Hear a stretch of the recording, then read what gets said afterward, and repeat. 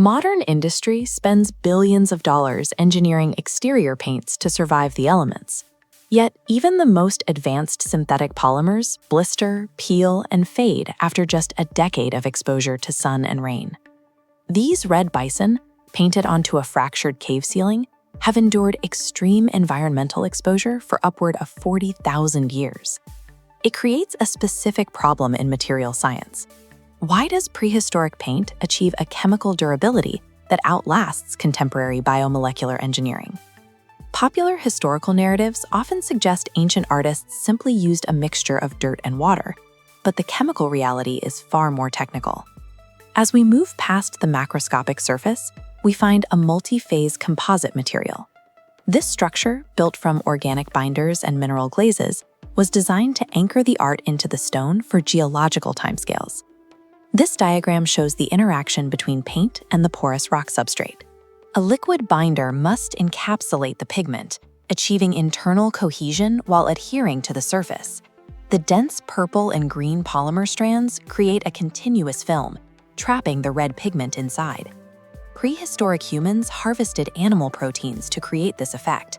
By boiling bone and cartilage, they hydrolyzed rigid collagen into gelatin. When that gelatin dried, its molecular strands re-entangled, forming an interlocking water-resistant grid. In regions like the Pacific Northwest, where freezing rain would wash away water-soluble proteins, indigenous artists utilized a different chemistry. They formulated paints by mixing red ochre with bear grease. Bear grease contains specific polyunsaturated fatty acids. When exposed to atmospheric oxygen and UV radiation, the double carbon bonds within these acids undergo oxidative polymerization.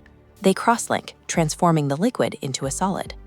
This reaction synthesized a permanent polyurethane-like plastic, ensuring the paint remains weather-resistant for thousands of years. A durable binder is only half the solution.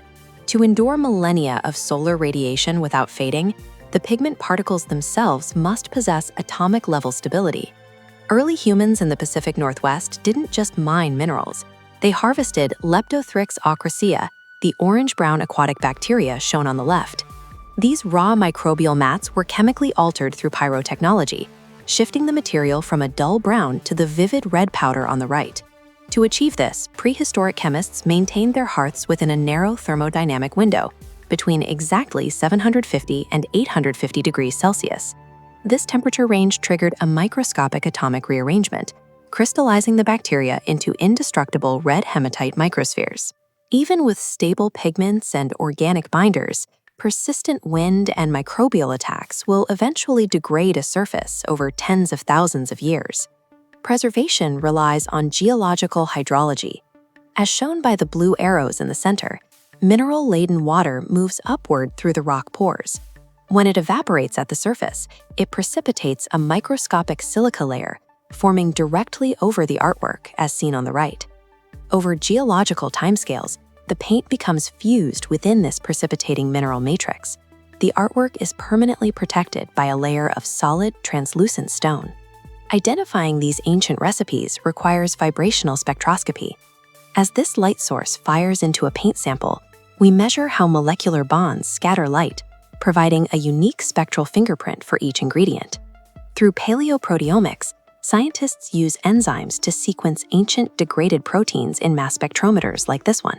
This allows us to identify the specific animal species used in a binder created 40,000 years ago. These forensic results prove that prehistoric populations were not primitive scavengers, but empirical chemists with a highly localized mastery of material science. This ancient success stands in contrast to our modern reliance on toxic, short-lived synthetic polymers and the resulting global microplastic crisis. The organic chemistry of prehistoric rock art provides a template for sustainable material science. These ancient formulations, preserved for tens of thousands of years, offer a set of field-tested chemical signatures for the next generation of non-toxic, sustainable engineering.